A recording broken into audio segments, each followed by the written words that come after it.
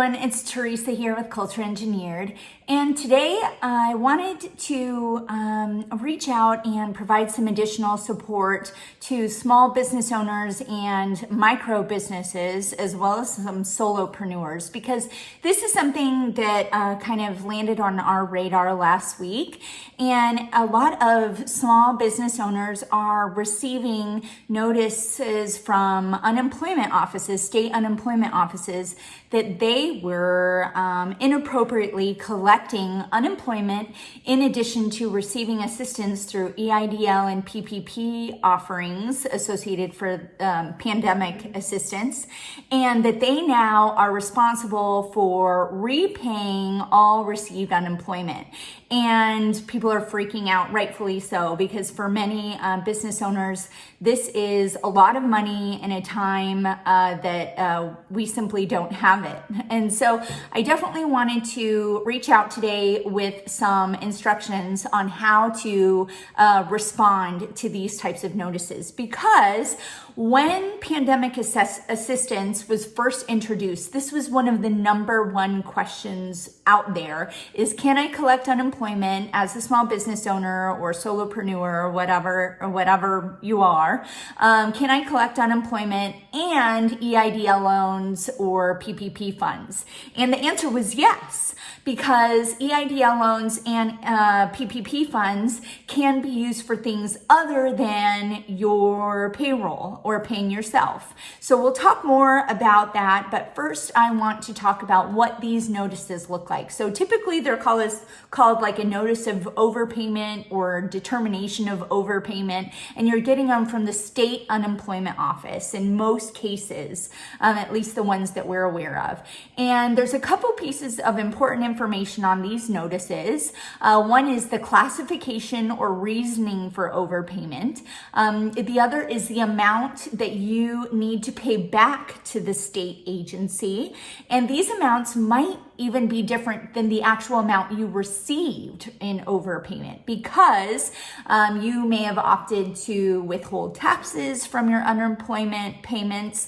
You may have been subject to child support garnishments. And also state agencies are able to and do include interest on the balances that are owed. So depending on time frames, your amount may include some anticipated interest associated with the principal amount that you received.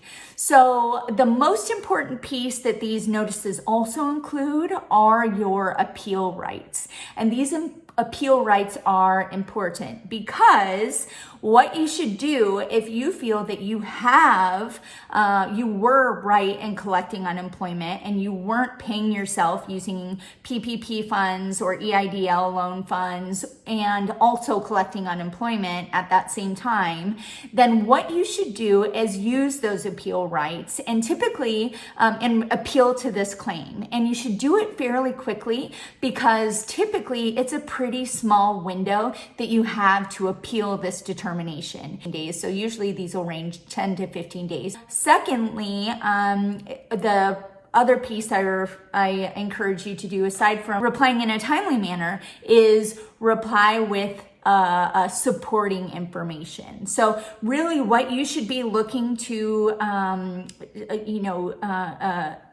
emphasize in your response is how you were using PPP or EIDL funds, and that you were not using it to double dip and collect unemployment as well as pay yourself using those funds. So if you don't recall, or just while we're here talking about it, some other expenses that could be where you could apply PPP funds were payroll costs. So if you're using it to pay other employees, not yourself, you were then not paying yourself and using unemployment to cover your own typical wages, that was deemed okay. Also, interest on mortgages was an appropriate use of PPP funds, rent, utilities, and do keep in mind that initially they were clear about 60% have your PPP fund loans forgiven,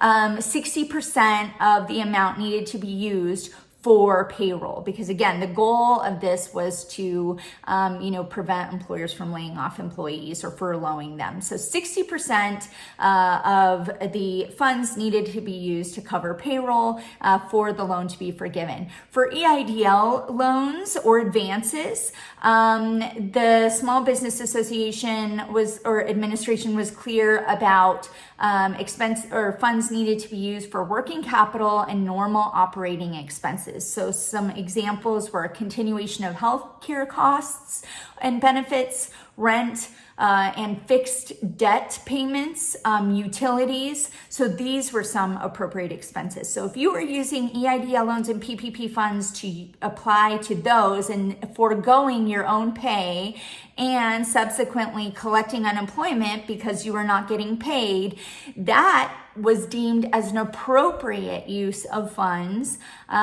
for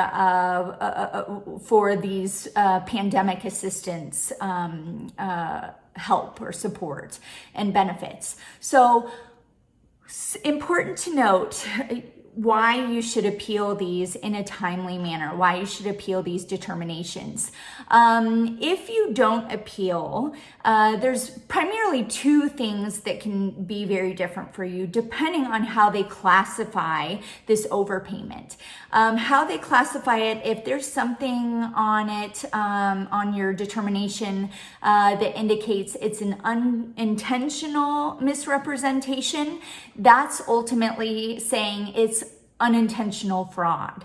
If it was an intentional determination or an intentional misrepresentation, that is typically referring to an intentional type of fraud. So reasonably so, they treat these fairly differently. So they're saying in one case, the unintentional misrepresentation, you collected unemployment thinking you were entitled to it, but you were wrong mistakenly. And for that, typically the penalties in doing so are lower. There are penalties associated with either, mainly in the form of interest. So most unintentionally collecting unemployment, inappropriately so, they would be subject to a lower interest rate or penalty than those found by the state unemployment office to be collecting that unemployment intentionally misrepresenting themselves. I believe in Arizona, where I'm located, it's 15% versus 10%. Secondly is the office's likeliness of pursuing criminal prosecution. So most state unemployment offices, it is an insurance, and it is very rare that they will prosecute criminally someone for either misrepresenting themselves intentionally or unintentionally. However, fair to assume that if they're going to prosecute someone, it is going to be someone who they found intentionally abusing the system, gaming the system, collecting unemployment when they shouldn't have. So again, to avoid this hassle, knowing that unemployment offices are just completely underwater with these claims, I highly encourage to appeal. As soon as you get one of those notifications, appeal promptly and appeal thoroughly, showing any type of substantiating documentation indicating that you were not getting a paycheck at the time, how you used your EIDL or PPP funds, and wait for a response from the office in response to your appeal. They may want to do a hearing. They may be able to just make an administrative decision without moving to a hearing, but steps following that will likely vary by state. So hopefully this helps you avoid any unnecessary penalties or stress. And if you have further questions on this issue, reach out to Culture Engineered. Thanks.